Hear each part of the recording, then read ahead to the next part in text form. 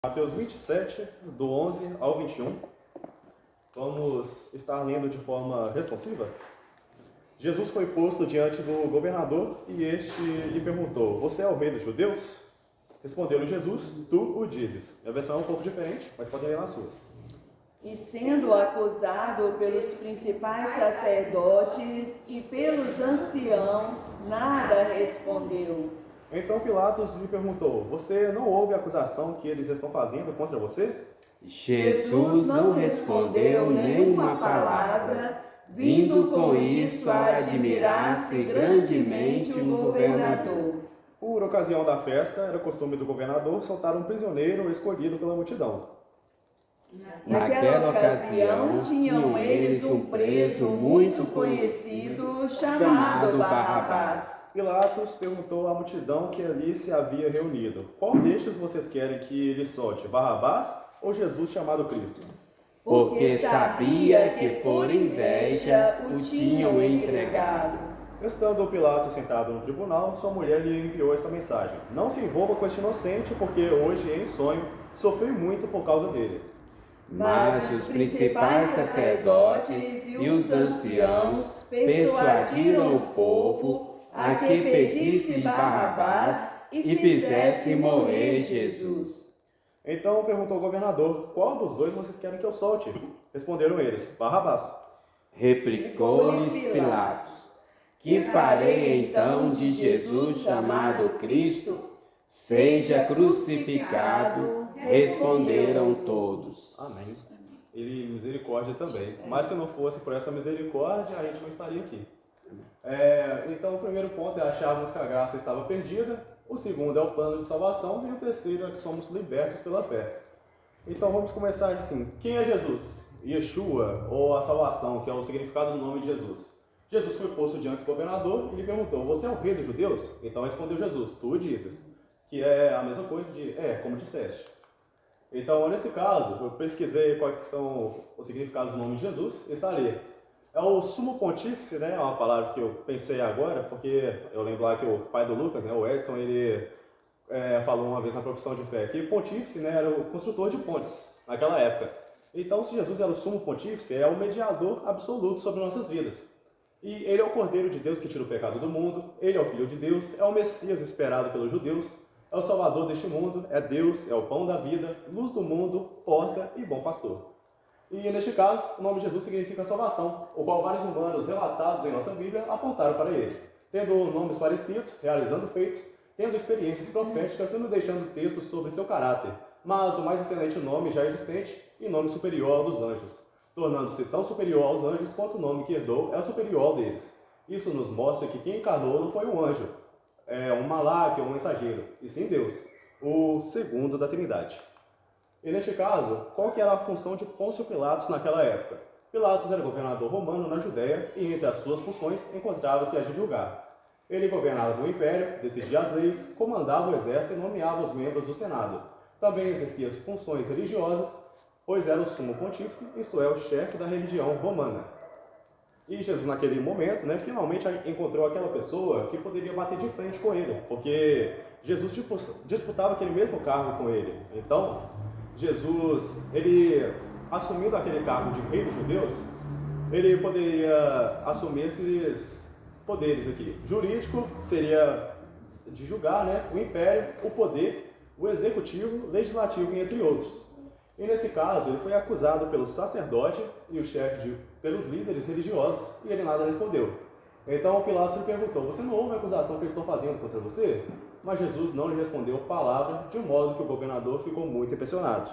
Então a reflexão que eu estava fazendo lá na minha casa é o seguinte: Jesus estava sempre sob pressão durante 33 anos de sua vida. Pastor, imagina passar 33 anos da vida, né, igual o Getúlio falou, sob pressão, sendo perseguido desde que você nasceu, mandaram matar crianças quando você nasceu por causa do seu nome.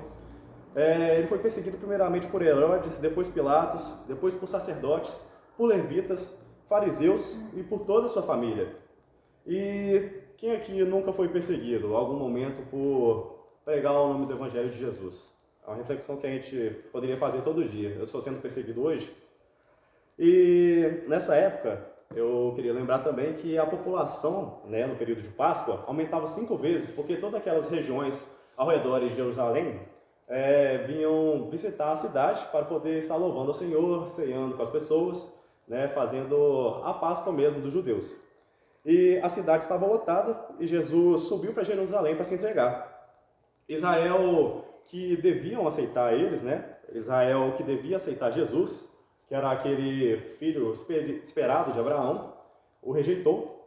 Então, Jesus chegou lá no jumentinho, com grandes honrarias, então subiu para o templo. Lá ele expulsou os vendedores, que nesse texto muita gente usa para falar que Jesus pecou, mas você também não se enfureceria se tivesse, por exemplo, prostituição na porta de sua casa, barulho muito alto na porta de sua casa. Então a mesma coisa com Jesus. Jesus estava expulsando aquelas pessoas que estavam fazendo muito barulho na porta da casa dele, na porta da casa do pai dele. Então, aguardando o encerramento da festa para o levar à morte, Jesus estava esperando para que a festa acabasse, né? Os sacerdotes, na verdade, estavam esperando para que a festa acabasse, para que não houvesse muita bagunça na hora que fossem prender Jesus. Então eu estava pensando em alguma maneira de matar Jesus, e é nesse íntere que Judas, usado por Satanás, vai entregar ele, vender a salvação do mundo para a morte por apenas 30 moedas de prata. E nesse caso, assim como fizeram os irmãos de José. Então Judas, né, ficou como um leão ao redor de Jesus para entregar em busca de uma oportunidade perfeita. Então o traidor, né, na hora da ceia da Páscoa, foi indicado. E imagina se fosse você, irmão, você soubesse quem fosse te trair no momento da janta da sua família.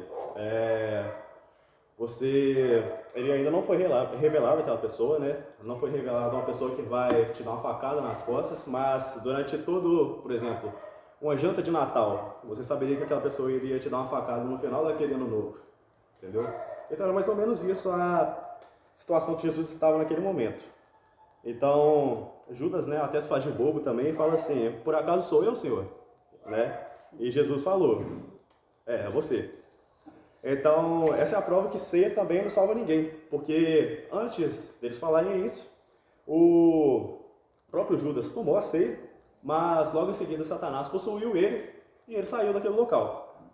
Então, sabendo que logo em seguida iriam para o Monte das Oliveiras, Judas se retira para o trair.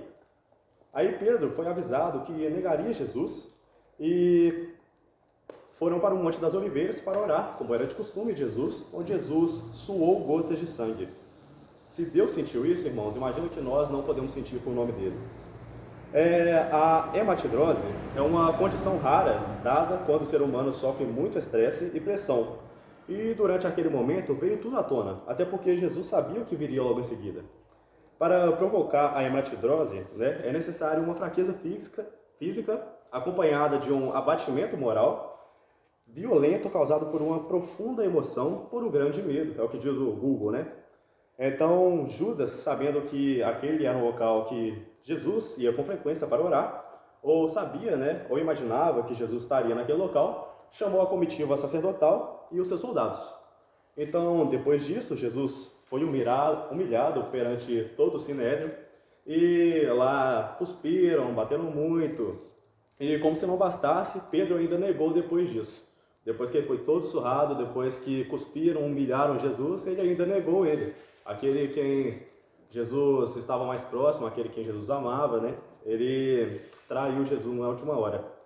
Então, Judas até se enforcou nesse momento e o julgamento de Jesus começou.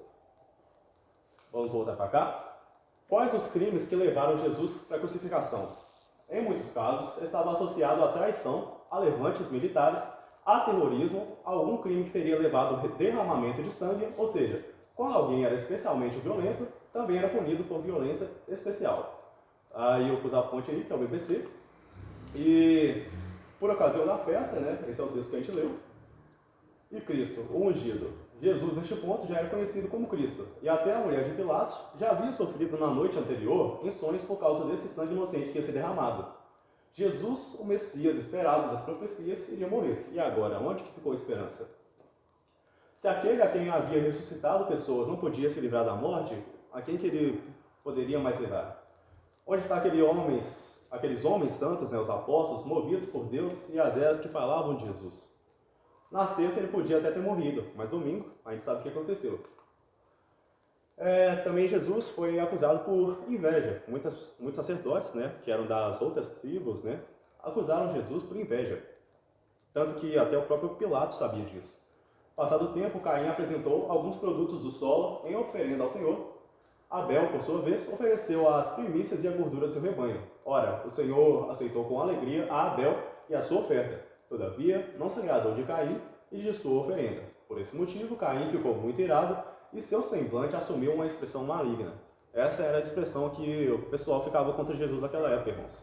Os sacerdotes tinham um semblante descaído por causa de Jesus. Eles olhavam para Jesus como aquele sacrifício perfeito, porque sabiam que nenhum sacrifício que eles fizessem seria capaz de superar o sacrifício de Jesus.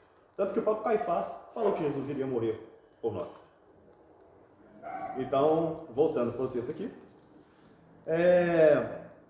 Jesus, ao ser acusado pelas palavras dos sacerdotes, né, ele não foi falar palavra alguma, para cumprir, né, o que a palavra já dizia, que ele foi levado como ovelha muda ao matadouro.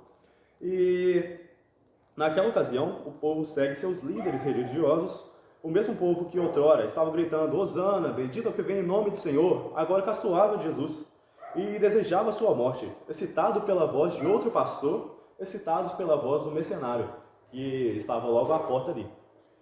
E então Jesus, após isso, novamente é humilhado e açoitado, e dessa vez por Pilatos, que há momentos atrás havia lavado as mãos, dizendo que não tinha culpa alguma. Em seguida, Jesus foi entregue aos soldados romanos para apanhar mais e seguir para a sua crucificação. Mas afinal, o que significaram todos esses açoites? O que significava toda essa lida amarga de traição, inveja, dor, tristeza, pressão, ansiedade, açoites e sofrimento? Durante 33 anos, para compensar. É para mostrar que a cruz não foi a pior parte da vida de Jesus e também não pode ser a pior parte de nossas vidas. Quem aqui tem mais de 33 anos? Quase ninguém. Quase ninguém. Né? Pois é, imagina 33 anos da vida de você só de sofrimento. Devemos levar o sofrimento que for necessário para que o Evangelho da cruz de Jesus seja pregado. E John MacArthur falou o seguinte: quanto mais parecido com Jesus você for, mais o mundo o tratará como tratou a Cristo. Talvez você não sofra tanta perseguição porque não há tanta semelhança.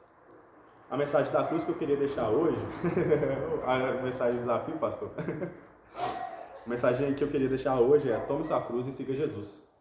Porque a gente precisa seguir a Cristo, a gente precisa tomar as dores de Jesus e seguir a Ele. Neste momento, quem que era nosso pai? Adão. Jesus morrerá pelo filho de Adão, dali a poucos instantes, não só por ele, mas também por Adão, para que fôssemos feitos filhos de Deus, cidadãos da cidade, filhos do reino da luz, no qual não há trevas. Do mesmo modo, Jesus receberia toda a ira de Deus dos pecadores sobre ele. A ira que seria derramada no céu sobre cada pecador, ele tomaria sobre si. E se alguém não coloca esse fardo de pecados sobre Jesus, ele o carrega. Então, em Jesus, há a força que poderia carregar todos os fardos daquele quem quisesse nele deixar esse fardo, simplesmente aceitando esse ato, essa cruz, esse amor incondicional, de modo que não podemos pagar esse ato de amor. Jesus foi o sacrifício perfeito. Jesus era o sacrifício que Abel apontava, de modo que os descendentes, como Caim, tiveram um semblante decaído, por planejar matar o filho da aliança, aquele que pisará a serpente. Jesus pisou a serpente, Jesus venceu o diabo, irmãos, Jesus venceu a morte, então tem o que a gente pode temer, entendeu? A gente não precisa temer nada, a gente não precisa temer a morte. Pode sair pregando o Evangelho de Jesus, a gente é livre, aqui é o Brasil também, a gente pode estar pregando o Evangelho, vamos aproveitar essa oportunidade. E, além de provas na linhagem dele, de que ele se trata. Muitos homens tentaram desmentir, criar fatos inexistentes, mas até grandes ateus super inteligentes, né, não puderam desmentir aquele que Cristo é. Aí eu pus exemplos aqui, foram irmãos nossos agora, né, que pregaram sobre Jesus, depois que tentaram desmentir a vinda dele, a ressurreição dele. Um deles era C.S. Lewis, que fez o Crônica de Nárnia, o pastor gosta muito. Eu também gosto. Tem o Lee Strobel, que fez o filme, né, que fez o livro, na verdade, de Defesa de Cristo. E Tem um filme também, inclusive, para quem quiser assistir, é uma história muito boa. Tem o Alex Carrel, é um cirurgião e biólogo francês que recebeu o Prêmio Nobel de Fisiologia ou Medicina em 1912. E neste caso, o segundo ponto que eu queria apresentar aqui é a redenção. A redenção de Cristo, né, foi o que pagou nossos pecados e é o que merece o nosso pensamento todo dia, é o que merece que nós vivamos para proclamar isto. Ele veio para que creiamos e tenhamos vida. E não qualquer vida, que nós vivamos ao máximo. Viver ao máximo é entregar a vida para Jesus e estar sempre diante dele, apresentando ações de graças perante ele. Vida e abundância é deitar e sonhar com o céu, é fazer do céu aqui na terra, pregando o evangelho aos pobres de alma, é repousar na graça de que, se necessário for, sangrar pelo evangelho e morrer. Nada pode nos deter, porque somos embaixadores do Elion. Ansiar pela volta de Cristo é trabalhar pelo reino, assim como você está noivo e já aguarda seu dinheiro para casar. É uma coisa que eu ainda não estou noivo, né? Mas eu estou aguardando dinheiro para casar, por isso que eu pus o exemplo. Então, assim é juntar almas para a volta de Cristo. É a gente preparar para o encontro que a gente vai ter, o casamento que vai ter com a gente e Jesus. Foi para isso que Deus nos fez família dele. Então é isso, a redenção que a gente precisa estar pregando o Evangelho, a redenção que nós precisamos estar tomando para nós, a redenção que nós precisamos conhecer e saber da verdade. Então vamos estar orando neste momento, pedir para Deus que nós tomemos, né, a cruz dele e sigamos ele. Amém?